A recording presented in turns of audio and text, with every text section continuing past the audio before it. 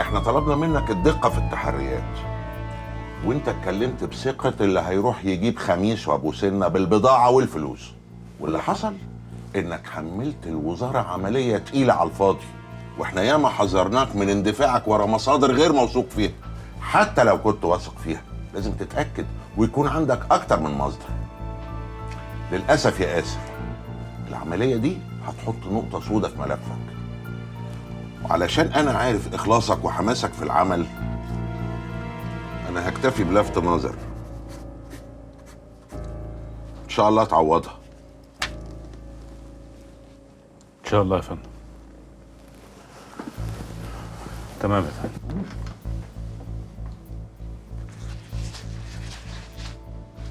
هو انت يا بنت كل يوم والتاني هتخترعي لي حاجه تخرجي بيها؟ تكونيش فاكره نفسك انا في عزبه ابوكي.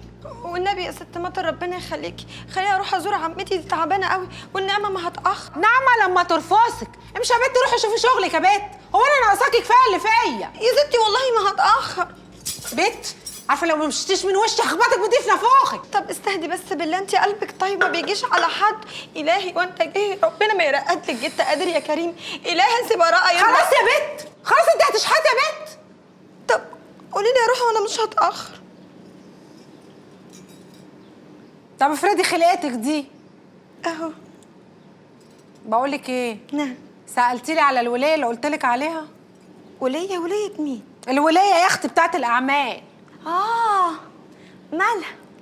عرفتي يعني اسمها ايه؟ ساكنه فين؟ والنبي سالت يا ست مطر بس ما عرفتش اوصل لها الصراحه يعني. طب اسمعي يا بت، هو انت بتفهمي يعني في الحاجات دي؟ امال ايه؟ انا بفهم مين اللي بتشتغل الناس من اللي سرها باتع.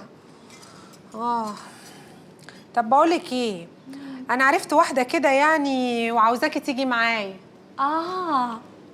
طب بصي، لو خليتيني اخرج دلوقتي انا هروح معاكي وقت ما انتي تعوزي، ايه رايك؟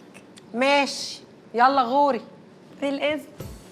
والله يا حاجه صحانا من صباحيه ربنا عشان نلف السوق ونشتري هدوم وحلويات وعصير وناخد الحاجات دي كلها ونوديها عند فتنا في المستشفى. شكله كده يا حاجه مهتم بيها زياده حبتين.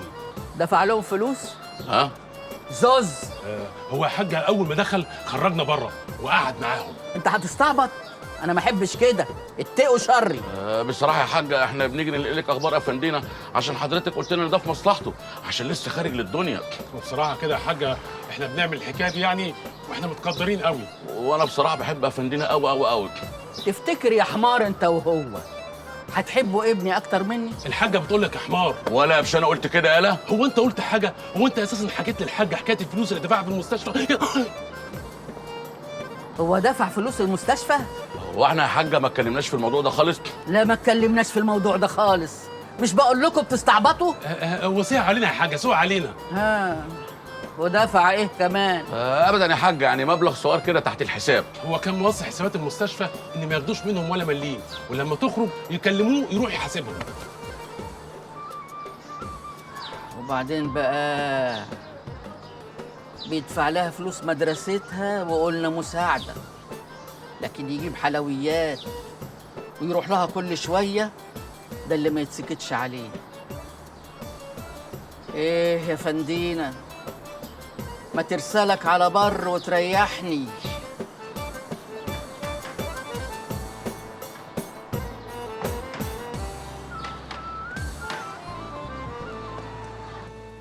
اكيد ليهم عيون بينا. الحقني يا باشا. انتي ده انت جيتي القضاكي بتضحكي علينا يا بت. علي ما ينفعش كده، مش عاوزين حد يحس بينا. والمصحف يا باشا ما خبيت عليكم حاجه يا باشا، وحياة المصحف. بتضللينا يا بت، بتدينا معلومات غلط. انا قلت كل اللي سمعته وعملت كل اللي طلبتوه مني، اكتر من كده ما عنديش الصراحه يعني. امال انت ايه اللي جابك دلوقتي؟ خفت يا باشا، الفور بيلعب في عبي. انا اول ما عرفت اخلع خدت ديلي في اسناني وجيت جري. ما تقول لي يا ياسر بيه. طب انت اهدي كده وقولي. اصل كلام المعلم النوح الصبح خوفني. قال لك ايه؟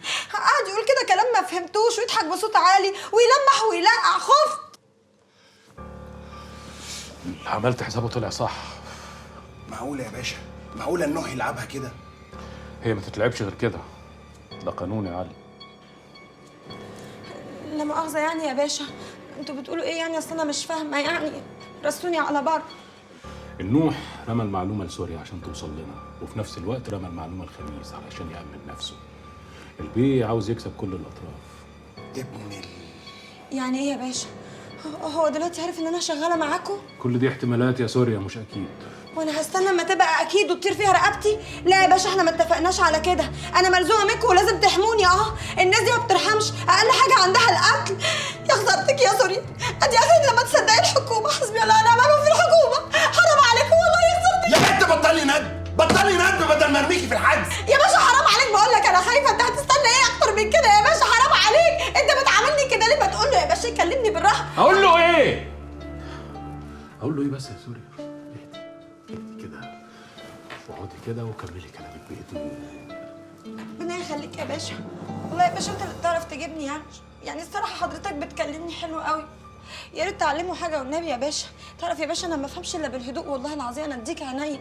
انا بقول لك يعني ان رقبتي هتطير، والله العظيم هو ما حاسس بيا. انا خايفه يا باشا. بس بدل ما اخدك من ايدك ارميكي عند النوح بايدي. يا اخويا انت